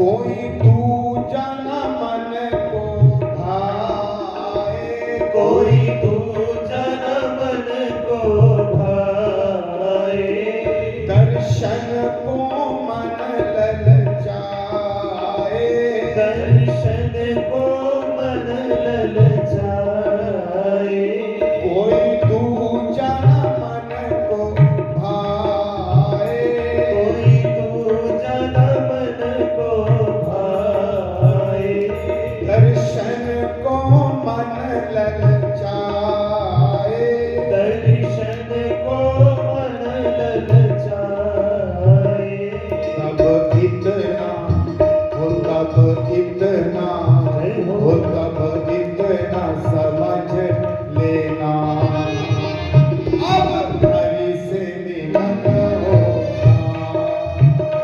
तब इतना समझ लेना, अब हरि से मिलन होगा, ओ तब इतना समझ लेना, अब हरि से मिलन होगा, तब इतना समझ लेना, अब हरि से मिलन होगा, वो तब इतना समझ लेना, अब हरि से मिलन होगा, अब इतना समझ लेना, अब हरि से मिलन होगा। सुदामा जी महाराज संतों के साथ मिले और भजन करते हुए जा रहे हैं। सुदामा जी महाराज जाना था द्वारिका, और पहुंच के जाकर के काशी। जब सुदामा जी महाराज काशी पहुंचे ना, तो एक व्यक्ति से जाकर के पूछा कि भैया ये बताना यहाँ से द्वारिका कितनी दूर है। कहा अरे ब्राह्मण देवता, आप तो काशी में पहुंच गए, और जब आप हमारे साथ चले थे उसके 1 महीने बाद जो एक स्थान आया था, उसी स्थान से आपको द्वारिका की तरफ निकलना था। अब तो चलते चलते 6 महीने हो गए आपको, आप तो बहुत आगे आ गए। सुदामा जी महाराज जी ने हाथ जोड़ के कहा ठीक है, कोई बात नहीं, आपके साथ चलते चलते, आपके साथ भजन करते करते बहुत आनंद आया, बहुत आनंद आया। लेकिन मुझे ये बता दो कि द्वारिका का रास्ता कौन सा है। उस व्यक्ति ने बताया कि ये जो पगडंडी जाती है ना, इस पगडंडी से सीधे चले जाना, आगे रास्ते में आपको एक नदी मिलेगी, उस नदी को पार करना, और फिर उससे आगे एक और पगडंडी जाएगी, और उसी पगडंडी पर चले रहना, आगे जाकर के द्वारिका आ जाए। सुदामा जी महाराज चले और पहुंच के जाकर के उसी नदी के किनारे। सुदामा जी महाराज जी को तैरना आता नहीं। सुदामा जी महाराज जी ने कहा, मन में विचार किया, तैरना मुझे आता नहीं, और इस नदी में पानी बहुत ज्यादा है, यदि मैं बीच में गया तो मैं पानी में डूब जाऊंगा। इधर उधर देखा, कोई नौका नहीं दिखाई, और वही बैठ करके इंतजार करने लगे, वही बैठ करके इंतजार करने लगे। शाम हो गई, लेकिन कोई भी नौका वहां नहीं आई, कोई भी केवट उस घाट पर नहीं आया। सुदामा जी महाराज जी ने ऐसे हाथ जोड़ करके कहा, अरे ओ केशव, यदि कोई और केवट यहाँ नहीं है तो तू ही केवट बन करके आ जा, तू ही केवट बन करके आ जा। भगवान ने आओ देखा ना ताओ, भगवान ने केवट का रूप बनाया और सर के ऊपर बांधी पगड़ी और जाकर के उसी तट के ऊपर पहुंचे जहां सुदामा जी महाराज हैं। और जाकर के आवाज बुलाई, अरे हो कोई पार लाने वाला है तो आ जाओ। सुदामा जी महाराज जी ने जब ये बात सुनी, सुदामा जी महाराज जल्दी जल्दी केवट बने भगवान के पास वहां पहुंच गए। अरे केवट मुझे पार कर देगा? तो केवट ने क्या कहा, ब्राह्मण देवता पार करना ही तो मेरा काम है, पार करना ही तो मेरा काम है, नदी से पार करवाना ही मेरा काम है। और सुदामा जी महाराज तुरंत बैठ गए उसी नाव में, नाव चलने लगी। और केवट जी महाराज, केवट ने कहा कि ब्राह्मण देवता कहाँ जा रहे हो? कहा मैं द्वारिका जा रहा हूं। द्वारिका में कोई रिश्तेदारी है? बोला हाँ। किससे? वहां मेरा एक मित्र है जिसका नाम कृष्ण है। केवट ने भी इतनी गंभीरता से उस बात को नहीं लिया। पता तो भगवान को सब कुछ जानते थे, भगवान ही तो केवट बन करके आए थे। और सुदामा जी महाराज जी को नदी के पार कर दिया। सुदामा जी महाराज नाव से बाहर निकले, उतरे और जैसे ही चलने लगे ना, तो केवट बने भगवान ने क्या कहा, सुदामा जी महाराज कहाँ जा रहे हो? बोला कि मैं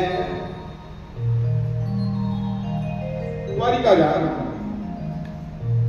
मुझे पता आप द्वारिका जा रहे हो, रास्ता द्वारिका की तरफ ही जाता है, लेकिन ये बताओ कैसे जा रहे हो? महाराज मेरे पास और कुछ तो सवारी है नहीं, पैदल पैदल ही जा रहा हूं। तो केवट ने कहा आप चाहे पैदल जाओ, चाहे जाओ उड़न खटोले के ऊपर बैठ करके, मुझे इससे कोई चिंता नहीं है, लेकिन मेरा किराया दिए बिना कैसे जा रहे हो? अब केवट, अब सुदामा जी महाराज धड़ाम से नीचे गिर गए और दोनों हाथ जोड़ करके कहा, केवट मुझे क्षमा कर दो, गलती तुम्हारी नहीं, गलती मेरी है। मुझे नाव में बैठने से पहले किराए की बात कर लेनी चाहिए थी, किराए की बात कर लेनी चाहिए। तुम्हारी तो जीविका यही है, घोड़ा घास से यारी करेगा तो खाएगा क्या? तुम्हारी जीविका यही है।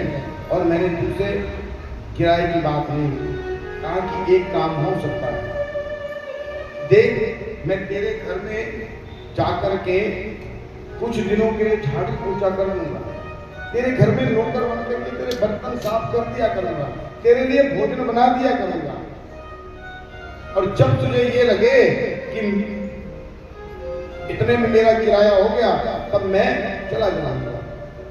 अब केवट ने कहा कि आप जैसे ब्राह्मण को मैं नौकर नहीं बना सकता, आप जैसे ब्राह्मण तो मेरे मालिक होते हैं, मेरे मालिक होते हैं।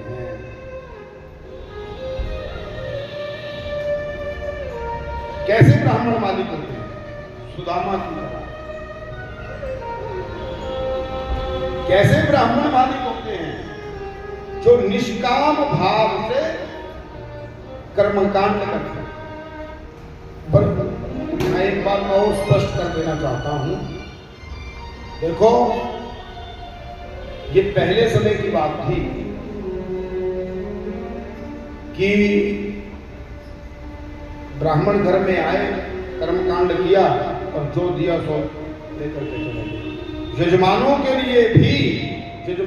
लिए भी शास्त्र ने एक उपदेश दिया है। क्या कहा कि जब ब्राह्मण घर में आए, जब ब्राह्मण घर में आए, एक तो उसे खाली हाथ कभी वापस नहीं करना, और यदि आपके घर में वो कर्मकांड कर रहे हैं तो अपनी हैसियत से ज्यादा उनको देकर के वहां से विदा कराना है, कम नहीं।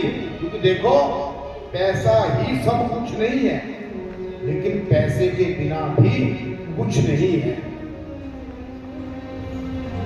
अब ब्राह्मण देवता ने गाड़ी रखी हुई है, गाड़ी में तेल पड़ेगा कैसे? पैसे से। ब्राह्मण के घर में सब्जी आएगी कैसे? पैसे से। अन्न आएगा पैसे से।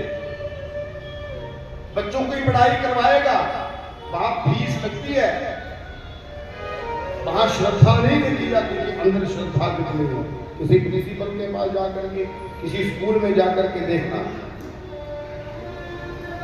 आजकल बच्चों की कितनी कितनी भी। ये धर्म आप जजमानों का है कि हमारा ब्राह्मण किसी वस्तु से वंचित ना रहे। और ब्राह्मण कैसा होना चाहिए? जितना मिल जाए उसी में संतोष, और अपने यजमानों के हित में कार्य करे। ऐसे ब्राह्मण को भगवान नौकर नहीं, भगवान अपना मालिक बना देते हैं। भगवान अपना मालिक का केवट जिद करने लगा, ना ब्राह्मण देवता आपके पास कुछ है, कुछ तो कुछ होगा। अब देखो, कोई गरीब व्यक्ति हो, उसके पास तो चाहे कितना सा भी धन हो, तो वो छुपा करके रखता है। अब सुदामा जी महाराज जी के पास क्या था? वो 3 चावल हो ऐसे दबा करके रखने लगे। ना केवट मेरे पास कुछ नहीं है, केवट मेरे पास कुछ नहीं है। केवट ने कहा कुछ ना कुछ तो है। जब बहुत परेशान कर दिया भगवान ने ना, तो सुदामा ने जो बात कभी नहीं कही वो आज कही, मेरे पास मेरी गरीबी के अलावा और कुछ नहीं है। और केवट वाले भगवान ने कहा वो गरीबी ही मेरी झोली में डाल दो, वो गरीबी ही मेरी झोली में डाल दो। भगवान ने सुदामा को वहीं पर राजराजेश्वर बना दिया था। उसी समय तीनों लोगों की सुख संपत्ति उसी समय सुदामा जी महाराज जी दे दी भगवान ने। केवट चले गए वहां से। सुदामा जी महाराज उसी पगडंडी पे सहारे चले, उसी रास्ते से चले। आगे बट वृक्ष था, वहां एक व्यक्ति मिला, कहा कि महाराज कि द्वारिका यहाँ से कितनी दूर है? उस व्यक्ति ने सुदामा जी की तरफ देखा और कहा, आपकी हालत देख करके तो महाराज ये लगता है कि 6 महीने और लग जाएंगे। अब सुदामा जी महाराज जी को आया गुस्सा। सुदामा जी महाराज जी थोड़ी रात्रि होने वाली थी, वहीं बैठ गए और वहीं लेट गए और कहने लगे, देखो 7 महीने मुझे चले हुए हो गए और कह रहा है कि 6 महीने और लगेंगे। 1000 बार तेरी गर्ज पड़े तो मुझे यहां से ले जा, अब मैं नहीं आऊंगा। मैं जितना चल सकता था उतना मैं चल लिया, अब आगे लेकर के जाने की जिम्मेवारी तेरी है, मैं लगा सोने। सुदामा जी महाराज जी उसी बट वृक्ष के नीचे सो गए। भगवान ने कहा, मेरा मित्र जो बड़ा जिद्दी है, जिस हठ के ऊपर आ जाए फिर वो अपना हठ छोड़ता नहीं है। गरीबी बहुत सहन कर ली, लेकिन कभी मुझसे मांगा नहीं इसने, कभी नहीं मांगा। ये बड़ा हठी है। अब भगवान ने अपनी माया को कहा, माया मेरे मित्र को सोए ही यहां पहुंचा दो। और माया ने सोए ही सुदामा महाराज जी को वहां पहुंचा दिया द्वारिका में। जब सुबह हुई, जैसे ही सुदामा जी महाराज जी की आंख खुली तो हर जगह से एक ही आवाज आ रही थी, जय श्री कृष्ण, जय श्री कृष्ण, जय श्री कृष्ण, जय श्री कृष्ण। कोई भी आपस में बात करता जा रहा, और भैया जय श्री कृष्ण, जय श्री कृष्ण। एक बार आप भी बोलो, जय श्री कृष्ण। प्रत्येक व्यक्ति सुबह उठ करके एक दूसरे को यही बात कह रहा होगा, जय श्री कृष्ण, जय श्री कृष्ण। सुदामा जी महाराज ने आंख खुली, एक व्यक्ति पूछो मैं कहां पहुंच गया? मैं कहाँ पहुंच गया? तो कहा आप द्वारिका में हो। द्वारिका में? ये कृष्ण की द्वारिका है क्या? पार्षद ने कहा अरे अरे थामा थामा, धीरे बोल। कहा क्यों? यहां भगवान का नाम ऐसे नहीं लिया जाता है। कैसे लिया जाता है?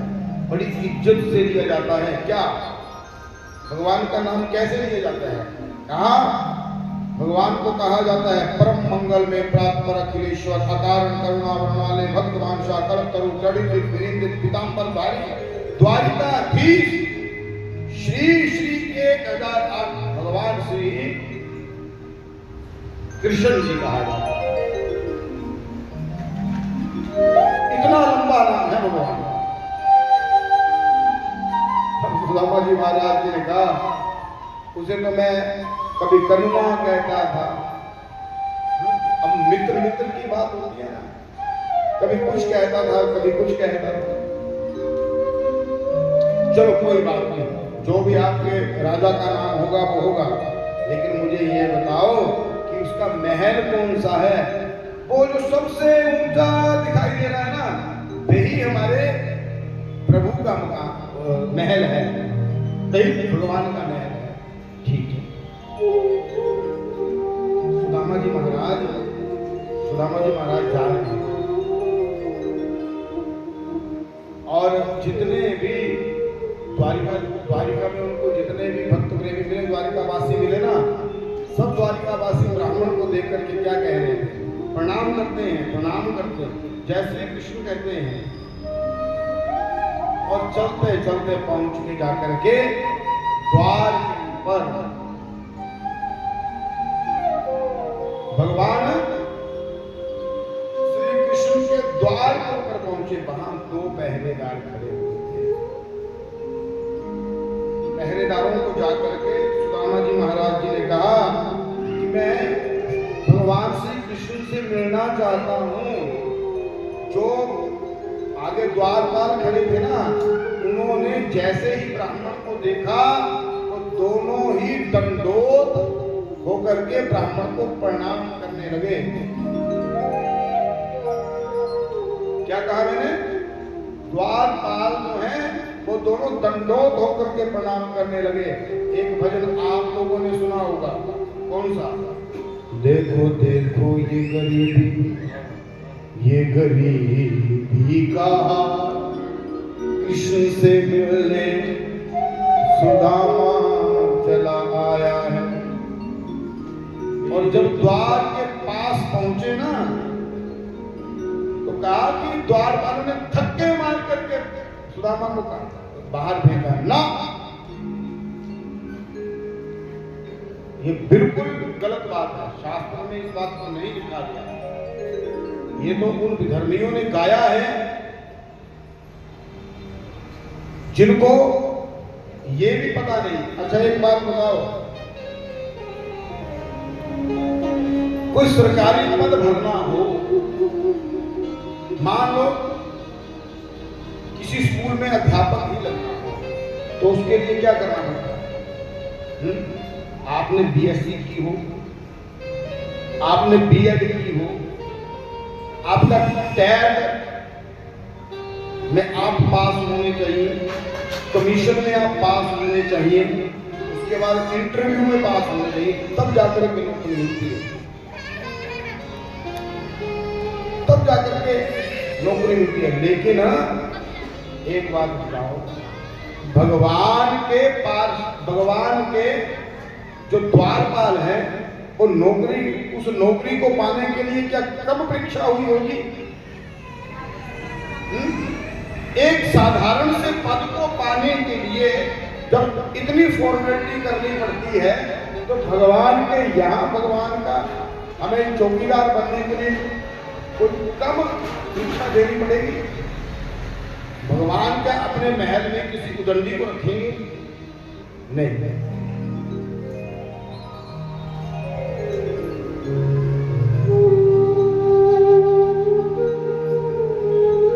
द्वारपालों के पास जाकर के कैसे गए ना सुदामा जी महाराज?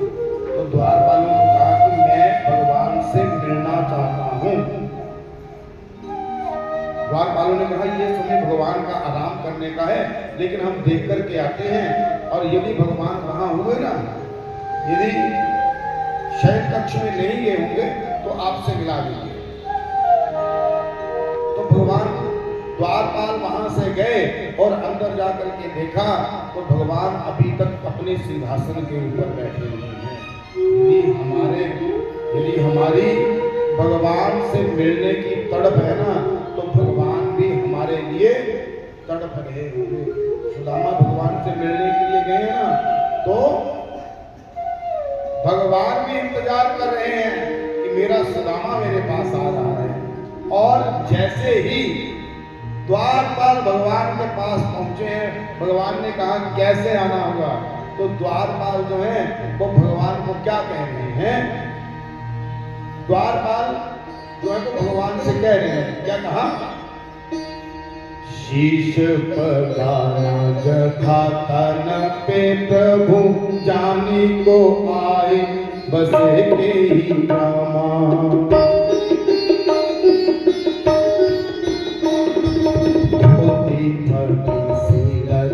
दुपट्टी और आय उपायन की नहीं सामा।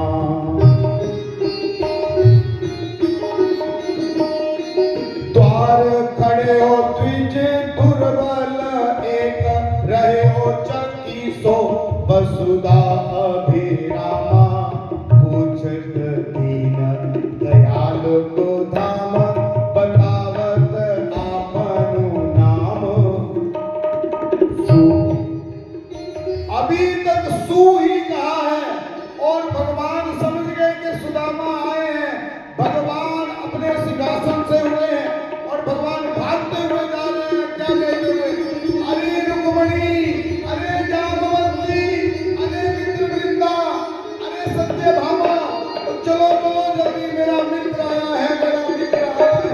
भगवान भागते हुए जा रहे हैं, नंगे पांव जा रहे हैं। कहां पर उतरिए वस्त्र गिरा कोई पता नहीं, कहां पर जो मोतियों की माला पड़ी हिली टूट करके बिखर गई कोई पता नहीं, सर के ऊपर पगड़ी लगी हुई थी कहां गिर गई कोई पता नहीं। नंगे ही पांव मेरे भगवान भागते हुए जा रहे हैं। द्वारपाल भगवान के मुख की ओर देख रहे हैं आज भगवान को क्या हो गया, कहां जा रहे हैं। और भगवान भागते हुए द्वार तक पहुंचे और भगवान ने जाकर के सुदामा जी महाराज जी को अपने अंत के साथ भर दिया, अपने अंत के साथ भर दिया और कहा अरे सुदामा, खोए इतने दिन कहां पर खोए रहे? मैं कब से इंतजार कर रहा था, तुम मेरे पास क्यों नहीं आए? भगवान सुदामा का कुशल क्षेम द्वार पर ही खड़े होकर के पूछ रहे हैं। अब सुदामा ने कहा अरे यही खड़े होकर के सारी बातें कर लेगा, यही खड़े होकर के बातें कर लेगा, भीतर नहीं लेकर के चलेगा। सुदामा जी महाराज जी को भगवान अंदर लेकर हीरे मोती ज्वारात से जड़ित स्वर्ण के सिंहासन के ऊपर सुदामा जी महाराज जी को बिठाया और अपनी पत्नियों को कहा कि एक बारात लेकर के आओ। क्या कहा? एक बारात लेकर के आओ और एक लोटा जल लेकर के आओ। मैं अपने मित्र के, मैं ब्राह्मण के चरण धुलाना